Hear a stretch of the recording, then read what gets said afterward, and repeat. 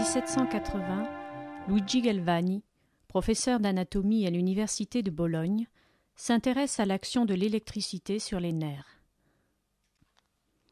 Dans son laboratoire, il expérimente sur divers animaux. J'ai disséqué et préparé une grenouille. Lorsque l'un de mes aides toucha légèrement avec la pointe de son scalpel, les nerfs cruraux de cette grenouille, on vit tous les muscles de ses membres se contracter violemment. Un autre des assistants eut l'impression que ces contractions se produisaient au moment où une étincelle jaillissait de la machine. Était-ce une simple coïncidence ? Je fus alors pris d'un incroyable désir de refaire l'expérience. Galvani, avec sa femme Lucia et son neveu, multiplie les expériences et tire cette conclusion étonnante. Une étincelle électrique a le pouvoir d'exciter à distance une contraction musculaire, pourvu qu'un fil métallique suffisamment long soit en contact avec le nerf. Réussirons-nous à observer le phénomène découvert par Galvani ? Prenons une grenouille morte depuis peu de temps. Une incision permet de dégager les masses musculaires de la cuisse. On distingue l'artère. Un cordon blanchâtre apparaît à sa droite. C'est le nerf crural, qu'on isole à l'aide d'une tige de verre. On peut provoquer une contraction musculaire en pinçant le nerf, c'est-à-dire par une stimulation mécanique. La réactivité du corps de l'animal est donc encore bonne. Pour produire les étincelles électriques, nous utilisons une bobine de Rumcore, de conception beaucoup plus récente que la machine électrostatique dont se servait Galvani. Un long fil de fer est mis au contact direct du nerf.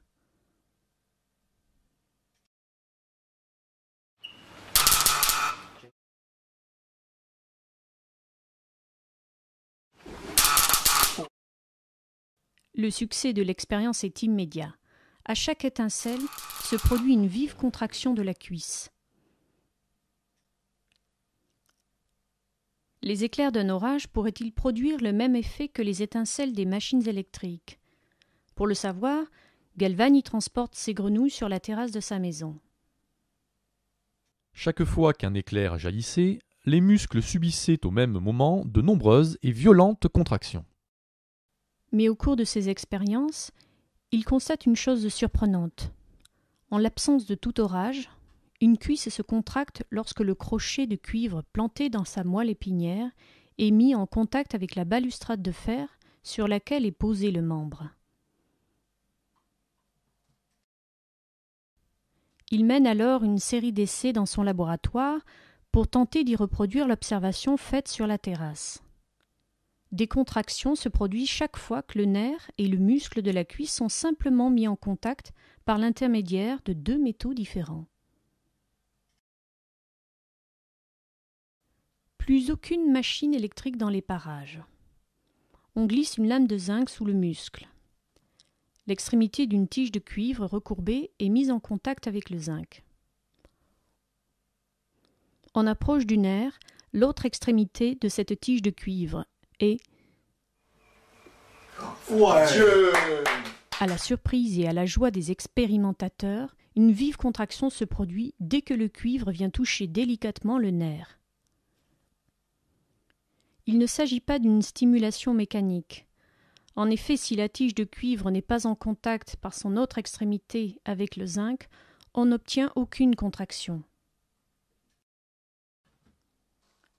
En 1791, Galvani écrit « Ces résultats provoquèrent en moi un grand étonnement et commencèrent à me faire soupçonner l'existence d'une électricité inhérente à l'animal lui-même. » Pour lui, c'est de l'animal que vient l'électricité qui, en se déchargeant à travers l'arc métallique, provoque le mouvement musculaire. Mais le physicien Alessandro Volta, de l'université de Pavie, ne tarde pas à contester l'interprétation de Galvani. Pour lui, c'est le contact entre les deux métaux, cuivre et zinc, qui met en mouvement de l'électricité. L'animal ne fait que réagir à cette électricité d'origine métallique. Électricité métallique ou électricité animale ? Expériences et contre-expériences nourrissent la controverse qui oppose les partisans de Volta à ceux de Galvani. Le résultat inattendu de cette controverse, qui dura une dizaine d'années, fut l'invention par Alessandro Volta de sa pile, un empilement de rondelles de cuivre et de zinc, alternées et séparées par des rondelles de carton imprégnées d'eau salée. Cet empilement, initialement destiné à éliminer l'électricité animale du champ de la science, va devenir une source d'électricité d'un type tout nouveau. Il suscite immédiatement l'enthousiasme des savants et du premier consul Bonaparte.